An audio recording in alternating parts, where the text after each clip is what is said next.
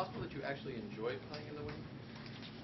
I think by now I do, yeah, because I see it as a challenge and I see it as an opportunity to play differently. It's not easy, you know. It's cold. Everywhere it's blowing, you feel like it's blowing through your ears and into your eyes. But I think I used to dislike it so much that I'm on the other side now. You know, I was able to turn it around and kind of take enjoyment out of playing in the wind, actually. Everybody was complaining about how the wind affected their games, ruining their concentration. You know, why were you able to serve, you know, that accurately, painting the lines like you did?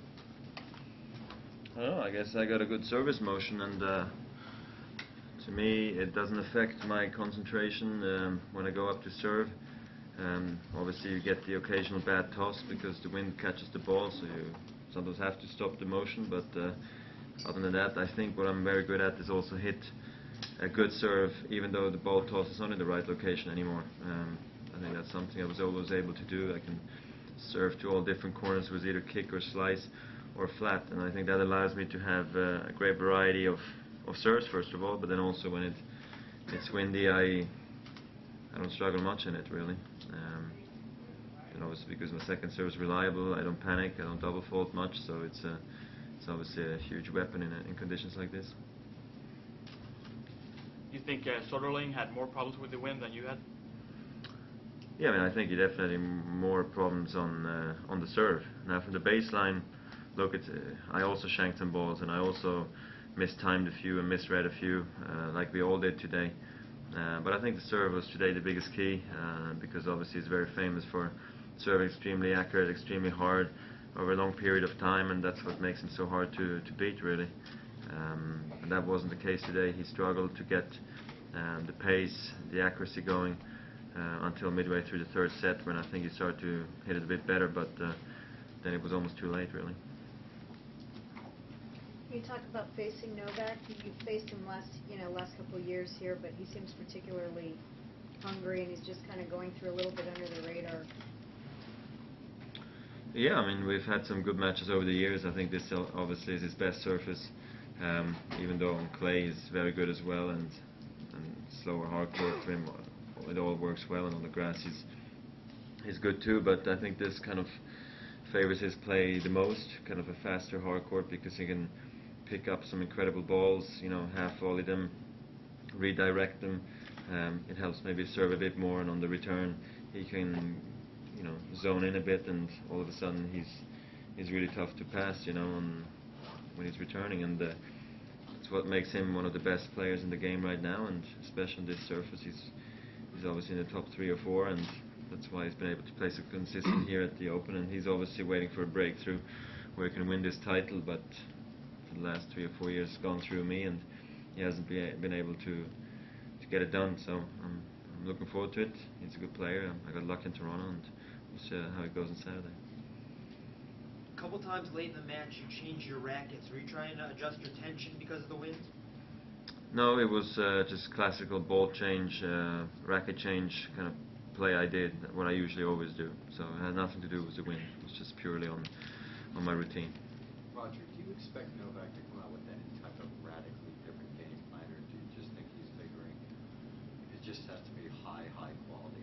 That's the only way I'm getting. Yeah, I mean, I think he's played his way and has beaten me. I've played my way and I've beaten him. I think it comes down to who plays better on the day, who takes the right decisions at the right time for yourself, and then I think it obviously depends a little bit on the wind too. Look, I mean, we've had a tough tournament so far. It was either heat or wind. Something always has been happening. That's why I expect something going on Saturday. That's why we gotta wait and see, because that does have a big role to play if it's windy or whatever it is. Heat, I don't think heat's coming, but if the wind's still around, the match will be played quite differently than if there's no wind. Roger, you said you weren't out for revenge against Soderling. That wasn't an issue for you, but now that you have the results, is there any extra satisfaction? No, not really. I just feel happy that I played a good match under the tough circumstances, you know, against a player who's it's really hard to beat these days, especially on the hard courts. You know, it really favors his game, and he's had a wonderful run now the last couple of years. So for me, this is obviously a big victory. It's always nice beating fellow top 10 players, and you know, moving on in the tournament and giving yourself chances, and that's what I've been able to do. What I meant was I'll need revenge to fuel my motivation. Is it really doesn't, because I love playing in the stadium in front of people like this, and I love tennis, and that's enough motivation for me to really get it going on a night like this. Roger, obviously a lot of players are talking about the conditions. Can you talk a little bit about your own evolution from a player who might have been bothered by this early on? You have that epic with Agassi here, and now you're a guy who actually embraces this kind of thing. It's extremely rare. Your mental process to get to this place. Yeah, it's a long and hard process, and I think that's something you takes sometimes less time, more time. Sometimes it's something you read, sometimes it's something you see, it's something someone tells you. All of a sudden it can just open your eyes and go like, why didn't I never figure that out before? But sometimes it's right in front of you, and I mean, obviously I still feel like the Agassi, the fourth and fifth set, then when we had to come back the next day, that was the toughest conditions I've ever played in. And actually it was the same umpire. He told me he umpired that very match with me and Andre. So I've played in such strong winds, I've practiced in such hot conditions that whatever you throw at me, I can do it. I mean, obviously maybe if it's snowing and stuff, then it gets a bit different, but I haven't had that yet, so I guess I would freak out when that starts happening, but then everybody is, not only me. Roger, considering that normally you say you don't like to play very much with the wind, I think you played wonderfully, but especially the footwork was incredible tonight. Do you concentrate more when you know there is a wind because you have to move even faster than usual, or not? It's something that you are concentrating on? Yeah, I mean, I don't know if it's moving faster is the right thing to do, because then you get too anxious and excited about the ball that's coming at you. You just have to be ready to make little adjustments at the very end, as you have the perfect position, but you never have it perfect basically until you've hit the ball. It's hard to do, and it can take your confidence in a hurry. That's why it's important to stay very focused and concentrated, and just try to play consistent, and maybe not chase the lines as much, which maybe also helped Soderling. I couldn't move him around that much, today. But then again, I just think I was too tough. My serve worked too well, and played well, so I'm happy.